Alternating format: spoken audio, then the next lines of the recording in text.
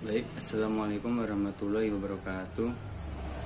Eh, Baik, di sini kami akan mempresentasikan hasil kerja kelompok kami, yaitu tentang UMKM, tugas UMKM, yaitu kami memilih toko fotokopi Syakira yang merupakan toko percetakan dan alat tulis yang terletak di Jalan Rafflesia nomor 1 Sukarame, Bandar Lampung. Toko Syakira adalah unit usaha mikro kecil menengah yang memiliki dua usaha yang terdiri dari alat tulis kerja dan percetakan. Unit usaha tersebut dimiliki oleh Bapak Muhammad Rafiq dan dibantu oleh 2 orang karyawan. Baik, saya akan menjelaskan tentang mengidentifikasi alur siklus pendapatan, pengeluaran, produksi, dan manajemen sumber daya manusia dan penggajian dalam bentuk narasi. Yang pertama, siklus pendapatan. Dimulai owner fotokopi melakukan promosi terhadap konsumen, lalu konsumen datang untuk mencetak, memfotokopi dokumen-dokumen yang akan diperlukan. Lalu, si owner menyetujui pesanan tersebut yang telah diajukan oleh konsumen. Setelah owner menyetujui lalu membuat pesanan tersebut, apabila sudah jadi owner akan memberitahu kepada konsumen terhadap pesanannya yang telah diselesaikan. Dan setelah itu konsumen melakukan pembayaran terhadap pesanannya. Dan akhirnya owner mendapatkan keuntungan atau pendapatan hasil dari pesanan tersebut. Baik, yang kedua yaitu siklus pengeluaran. Dimulai owner fotokopi melakukan pembelian bahan-bahan keperluan percetakan, lalu si penjual membuat nota pembayaran atas barang-barang yang telah diambil atau dibeli oleh owner fotokopi tersebut. Setelah itu, semua barang yang telah dinota, si owner fotokopi melakukan pembayaran atas nota yang telah diberikan pemilik penjual. Dan akhirnya terjadinya siklus pengeluaran. Baik, yang ketiga itu siklus produksi. Dimulai dari pembeli melakukan pemesanan, setelah si owner menerima pesanan tersebut dan si owner menyiapkan barang yang akan diperlukan oleh pesanan konsumen. Seperti contohnya menyiapkan komputer, printer, tinta untuk melakukan percetakan. Setelah itu dikerjakan sesuai dengan pesanan konsumen tersebut. Setelah pesanan dikerjakan dan selesai, dan sampai akhirnya pesanan diberikan kepada konsumen tersebut. Baik, yaitu siklus yang keempat yaitu siklus manajemen sumber daya manusia dan penggajian.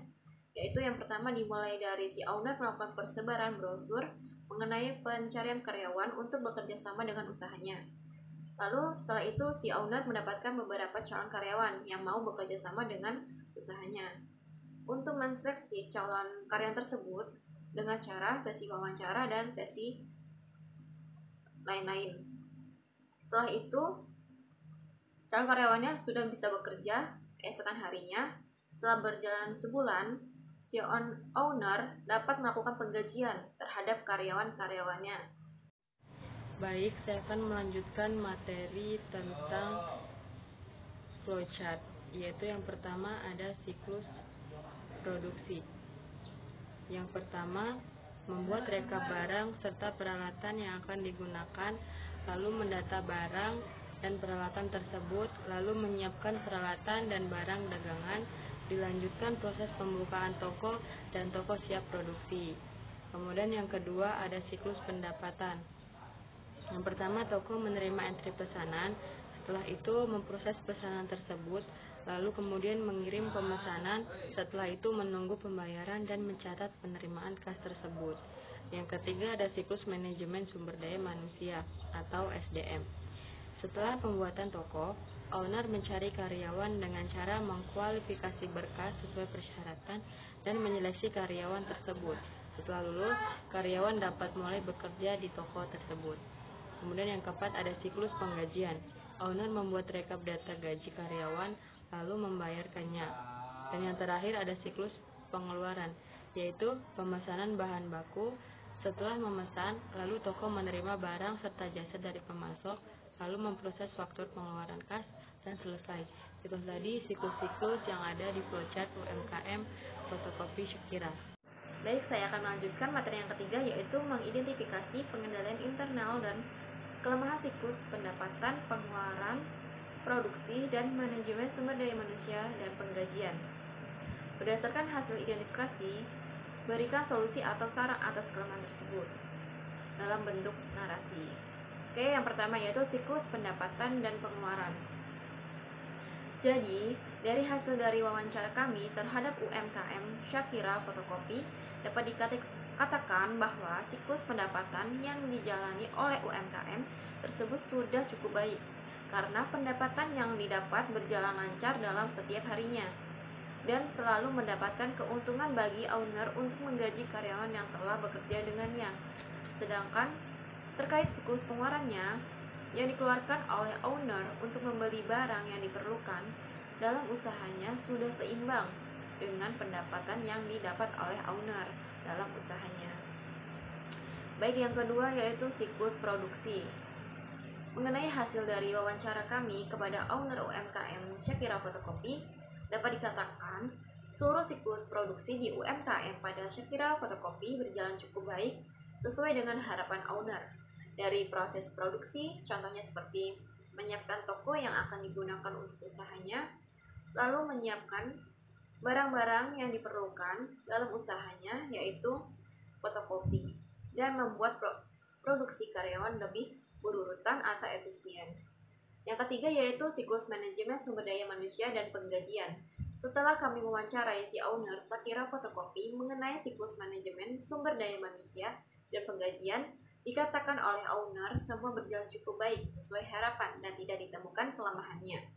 Dan dengan penggajian terhadap karyawan terhadap kekurangan yaitu disebabkan pembayaran penggajian masih menggunakan dengan uang tunai, sehingga pada pembayaran penggajian kurang praktis.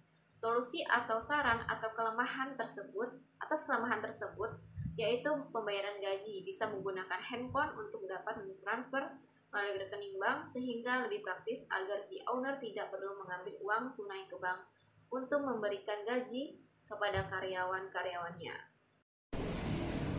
Baik, saran yang kami berikan kepada toko fotokopi Shakira yaitu pertama kami memberi saran pada siklus penggajian. Itu yang pertama, toko membuat daftar hadir karyawan agar mengetahui jumlah hadir karyawan itu dalam hitungan bulan. Terus yang kedua, membuat data gaji karyawan. Lalu yang ketiga, membuat daftar gaji, membuat rekap gaji, lalu membuat slip gaji. Setelah slip gaji selesai, slip gaji tersebut diajukan kepada pemilik perusahaan atau owner. Lalu owner menyetujui, lalu karyawan dapat mengambil gaji lalu karyawan dapat mengambil gajinya. Sekian saran yang dapat kami berikan. Apabila ada salah kami mohon maaf. Sekian presentasi dari kelompok kami.